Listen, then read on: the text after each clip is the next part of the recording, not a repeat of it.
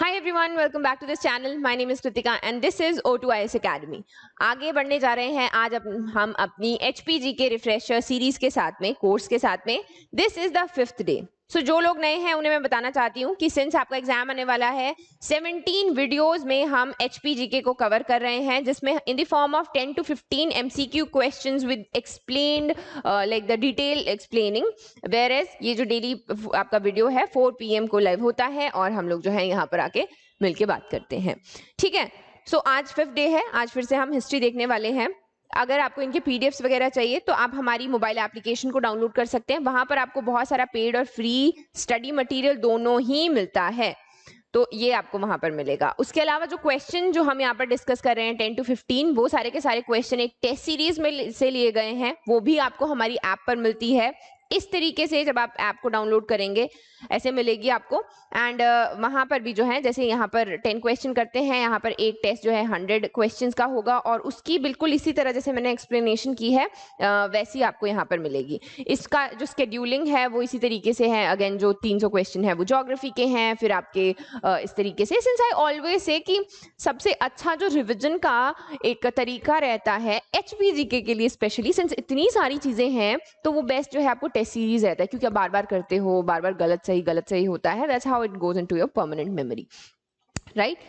ये और फाइनली आपको इस तरीके का लेआउट देखने को मिलेगा। अनलिमिटेड नंबर ऑफ अटेम्प्ट्स इसमें आपको मिलते हैं, तो उसको जो है एटलीस्ट आप डाउनलोड करके एक बार देख सकते हैं। जो पहला टेस्ट है ज्योग्राफी का, that is open, that has been unlocked for you guys. 1 या 2 दिन के लिए अनलॉक्ड रहेगा, इसको एक बार अटेम्प्ट करके देख लीजिए।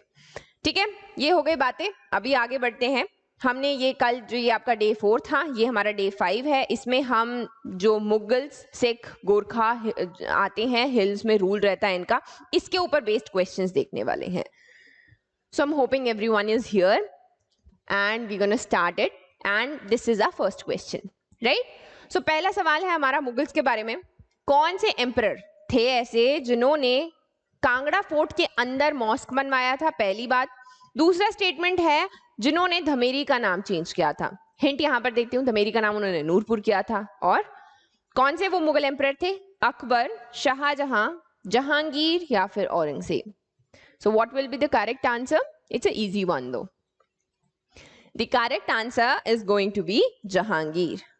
सो इसकी पूरी अगेन ये आपका नूरपुर का किला है। क्या हुआ यहाँ पर, एक अलग टाइप की लव स्टोरी चलती है जहांगीर की और नूरजहां की। सो जब भी they were looking for spending some time, और जब वो यहाँ पर आते हैं कांगड़ा, मतलब कांगड़ा फोर्ट उन्होंने कैप्चर किया, फिर आते हैं वो यहाँ पर। और यहाँ पे नूरपुर के उस वक्त जो राजा थे उनका नाम था जगत सिंह, और वो काफी ज्यादा ऐसे फेवरेट हुआ करते थे, स्पेशली यहाँ पे अगेन नूरजहां के। तो क्या हुआ, उन्होंने उनकी बेसिकली उनको कमेमोरेट करने के लिए धमेरी का नाम नूरपुर में चेंज कर दिया। इसी की वजह से नूरजहां बहुत खुश हुई, सिंस ब्यूटी इतनी ज्यादा थी यहाँ पे, वो खुश हो जाती हैं और 1 लाख रुपए देती हैं ये जो पीछे हमने देखा ये वाला जो है फोर्ट यहाँ पर बनवाने के लिए। सो उन्होंने किया था, याद रखना है 1620 में वो यहाँ आए थे, विजिट किया था उन्होंने। Our next question is, which king of Jaipur sent the Mughal Emperor Jahangir to capture the Kangra fort? तो आपके ऑप्शंस हैं राजा सूरजमल, राजा सूरजमान सिंह, राजा सवाई सिंह या फिर राजा Man Singh. What will be the correct answer? ये थोड़ा सा ट्रिकी है क्योंकि जहांगीर ने बहुत बार बहुत सारे लोगों को भेजा है और अलग अलग तरीके से प्लान जो है फेल हुए हैं। जो जयपुर के राजा थे जिनको भेजा था, उनका नाम था Raja Man Singh. Our next question, Kahlur के कौन से राजा थे जिन्होंने अपना रेजिडेंस जो है वो सुनहानी से चेंज किया था व्यास गुफा को, जो कि ट्रेडिशनली उनकी पहले जो है कैपिटल हुआ करती थी, या माइथोलॉजी से अगर हम कनेक्ट करते हैं, जो वेद व्यास हैं उन्होंने बैठकर यहाँ पर पूजा की थी। तो आपके ऑप्शंस है राजा दीपचंद, महानचंद, हरिचंद या फिर राजा वीरचंद।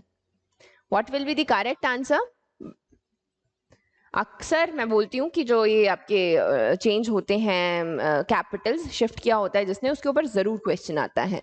एंड इसका जो सही आंसर है that is Raja Deepchand, right. अब राजा दीपचंद जो है, ही वाज द वन जिन्होंने सुनहानी से व्यास गुफा किया था। He was also the one जिन्होंने बिलासपुर की जो टाउन है आपका उसकी स्थापना की थी। उसके अलावा he was poisoned by the king of Kangra. तो अक्सर ये क्वेश्चन भी पूछा जाता है, मैंने 1-2 एग्जाम में देखा है जहां पे पूछा गया हो कि who was out of these who was the one who was poisoned by Raja Chandrabhan Chand of Kangra? उनका नाम था राजा दीपचंद.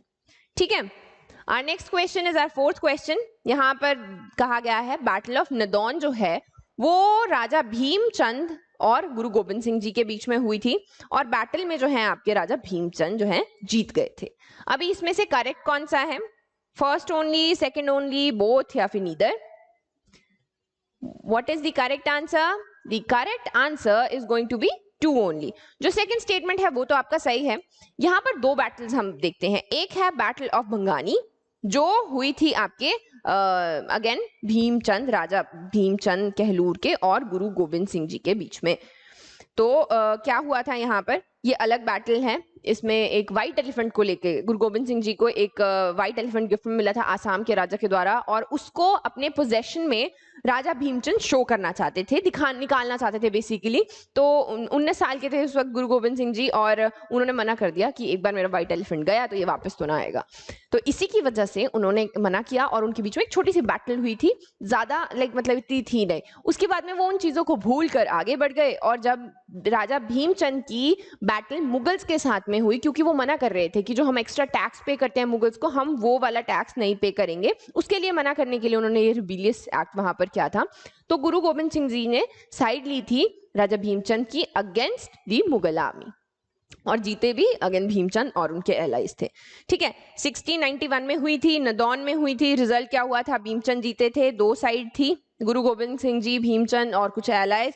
उसके अलावा कांगड़ा के जो राजा हैं राजा दयाल ऑफ बिजरवाल, उन्होंने मुगल आर्मी की साइड ली थी और उसको लीड कौन कर रहा था इसके ऊपर भी क्वेश्चन आता है. जो उनके लीडर थे वो थे एलफ खान. राइट. अगला सवाल. Who was the king of Mandi province when Sikh Guru Gobind Singh Ji came to Mandi? Our options are Raja Siddh Sen, Raja Ajbar Sen, Ban Sen या फिर बाहू Sen. What will be the correct answer? The correct answer is going to be Raja सिद्ध सेन. जो जब गुरु गोबिंद सिंह जी मंडी आए थे तो राजा सिद्ध Sen rule किया करते थे. हमारा अगला सवाल 6th क्वेश्चन. ट्रीटी ऑफ ज्वालामुखी के बारे में बात करते हैं कि ये कब साइन की गई थी? 1809 एडी में साइन की गई थी और ये जो ट्रीटी है ये आपकी महाराजा रंजीत सिंह और महाराजा संसार चंद के बीच में हुई थी. अब इसमें से करेक्ट पूछा गया है. कौन से करेक्ट है? One only, two only, both of them are correct और neither? And the correct answer is both of these statements are correct. अभी थोड़ा आइडिया देती हूँ मैं हो क्या रहा है. एक लाइक विजुअल्स है ना. सो क्या हुआ? गोरखास को बुलाया गया राजा संसार चंद के खिलाफ. कहलूर के राजा ने सबने मिलकर उनको बुलाया गोरखास को. अभी गोरखास आ गए, उन्होंने डोमिनेट करना शुरू कर दिया और उन्होंने जो है आपके अगेन राजा संसार चंद को खदेड़ दिया. महल मोरिया में बैटल होती है, संसार चंद हार जाते हैं और कांगड़ा के फोर्ट तक उनको खदेड़ दिया जाता है. फोर्ट था बड़ा स्ट्रांग. वो था उसमें कि 12 साल तक हम बिना जो है बाहर से कांटेक्ट लिए कुछ ना कुछ वहां पे सर्वाइव कर लेंगे. लेकिन मिसयूज होता है चीजों का, जल्दी एग्जॉस्ट कर दिया जाता है खाना ये वो. और पता चला क्योंकि गोरखास तो बाहर वही तंबू लगा के बैठ गए.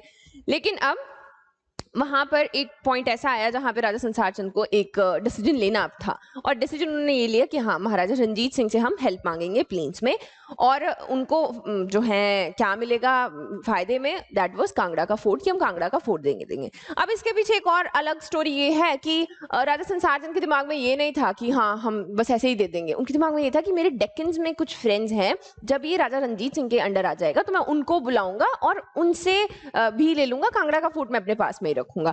लेकिन क्या हुआ? डेक्कन में भी उस वक्त लड़ाई हो जाती है और ये वाली जो ट्रीटी है ज्वालामुखी में किसी तरीके से संसार चंद जी वहां से आते हैं, महाराजा रंजीत सिंह आते हैं और वो आपके ज्वालामुखी में मिलते हैं और वहां पर ये ट्रीटी 1809 में साइन की जाती है जिसमें लिखा जाता है कि कुछ जागीर जो है महाराजा रंजीत सिंह संसार चंद की फैमिली को देंगे, उसके ऊपर वो रहेंगे. उसके अलावा जो आपका कांगड़ा का फोर्ट है वो सिख रूल के अंडर जो है यहाँ पर चला जाता है. So that is the first time when जो ये आपकी ट्रीटी साइन की जाती है. ठीक है. Our next question is 7th question. Battle of धलोग दो लोगों के बीच में हुई थी, चंबा के राजा जनार्दन और नूरपुर के राजा जगत सिंह के बीच में. और राजा जगत सिंह जो है उनको हरा दिया था और जो चंबा के राजा हैं वो जीत गए थे. अभी यहाँ पर करेक्ट पूछा गया है. One only, two only, both of them और neither? What is the correct answer? The correct answer is going to be both of these statements are correct. बिल्कुल सही है. बैटल ऑफ धलोक जो है चंबा और नूरपुर के बीच में हुई थी. दोनों राजाओं के नाम याद रखने हैं और जो चंबा है वो यहाँ पर जीत गए थे. ठीक है. Our next question is 8th question. यहाँ पर पूछा है कि मेजर जनरल रोलो ग्लिप्सी commanded the British forces from Saharanpur to Dehradun. ये वो वाला टाइम है जब भी क्या हो गया. अभी आगे वाला क्वेश्चन शायद है, वहां पे फिर से स्टोरी सुनाऊंगी. पर यहाँ पर हो क्या रहा है कि हमने अब गोरखास भी ज्यादा डोमिनेट करना शुरू हो गए हैं और जो वहाँ के हिल चीफ्स थे या राजा थे उनको प्रॉब्लम हो गई और उन्होंने बाहर से किसको बुला लिया, अगेन आपके ब्रिटिशर्स को हेल्प के लिए बुला लिया. तो यहाँ पर उन्होंने जो है एकदम से अटैक करना शुरू कर दिया था. और भक्ति थापा हैं वो कहाँ पर, देहरादून में उस वक्त कमांडर थे. तो बिल्कुल नहीं थे. ओके, इनकरेक्ट पूछा गया है. 1 only, 2 only, both or neither. The correct answer is going to be जो second one है वो incorrect. भक्ति थापा नहीं थे उस वक्त देहरादून में कमांडर, उनका नाम था भक्ति भद्रा. राइट, so second आपका incorrect हो जाता है. Our next question, which of the following British officers played a great role in forming alliance with the Kehlur and Hindur against the Gorkhas? So as I told you, actual में होता यही है, हिमाचल में यही होता था कि हम ना बाहर से किसी को बुलाते थे. जैसे संसार चंद डोमिनेट करने लगे तो गोरखास को बुलाया, फिर लगा कि गोरखास जो है यहाँ पर सबको अपने अपने जो रूल है करने के लिए देंगे, वापस चले जाएंगे, लेकिन वो यहाँ पर रह गए. उसी तरीके से जब गोरखास से परेशान हो गए तो किसकी हेल्प मांगी, तो आपके ब्रिटिशर्स की हेल्प मांगी और सोचा कि ये हमें रूल करने देंगे ओपनली और चले जाएंगे, लेकिन ऐसा नहीं था, वो भी यहाँ पर रुक गए. तब क्या हुआ था कि कहलूर के और हिंदुर के राजाओं ने मिलकर किसको बुलाया था. तो आपके ऑप्शंस हैं ल्यूटेनेंट टेनेंट, then is major general Rollo ग्लिप्सी, मेजर मैकलॉन and then the major general David Ochterlony. किसको बुलाया था? द करेक्ट आंसर इज बिल्कुल सही, मेजर जनरल ऑक्टिलनी. तो ये जो है यहाँ पर इनको बुलाया गया था. एज आई टोल्ड यू, हालत थोड़ी खराब थी. जो गोरखास थे उनकी गवर्नमेंट ने उनको सपोर्ट करना बंद कर दिया था. उनके जो राजा है उन्होंने मना कर दिया था कि तुम आओ वापस, ये हो गया बहुत ज्यादा और तुम वापस आ जाओ, हम लोग देख लेंगे. तो लेकिन अमर सिंह थापा थोड़े काफी ज्यादा पैशनेट थे, वो नहीं चाहते थे वापस आना. तो उनके सोल्जर्स ऐसे टाइम पे ना बिना बूट्स के वहां पर क्या करते थे, लाइक मतलब वॉर्स किया करते थे. तो यू कैन इमेजिन कि उनकी हालत खराब थी, लेकिन kind of like even these people knew, जो आपके ब्रिटिश थे, they even knew that there was some kind of spark and spirit in Gorkhas and it was just the bad luck we would say, जिसकी वजह से वो यहाँ पर जो है हार जाते हैं. एंड फाइनली अमर सिंह थापा को 1815 में क्या है अपना प्रॉपर सरेंडर वहां पर देना पड़ता है. इसी बीच में एक ट्रीटी ऑफ सुगौली साइन की जाती है. तो ट्रीटी ऑफ सुगौली के ऊपर बहुत सारे क्वेश्चन बनते हैं. सिग्नेटरी कौन थे इसके? ईस्ट इंडिया कंपनी की तरफ से. ठीक है, major general David Ochterlony, lieutenant colonel Paris Bradshaw, then is major general Martindell and lieutenant colonel Thomson. So ये है आपकी ट्रीटी ऑफ सुगौली. यहाँ पर सिग्नेटरी कौन थे? The correct answer is going to be lieutenant colonel Paris Bradshaw. ठीक है, तो ट्रीटी ऑफ सुगौली थी क्या बेसिकली? 1850 में, तो 15 में उन्होंने क्या किया, सरेंडर जो है दे दिया. 7 से 8 महीने में लाइक सब कुछ ब्रिटिशर्स ने अपने अंडर कंट्रोल कर लिया था और गोरखास को बाहर खदेड़ दिया था.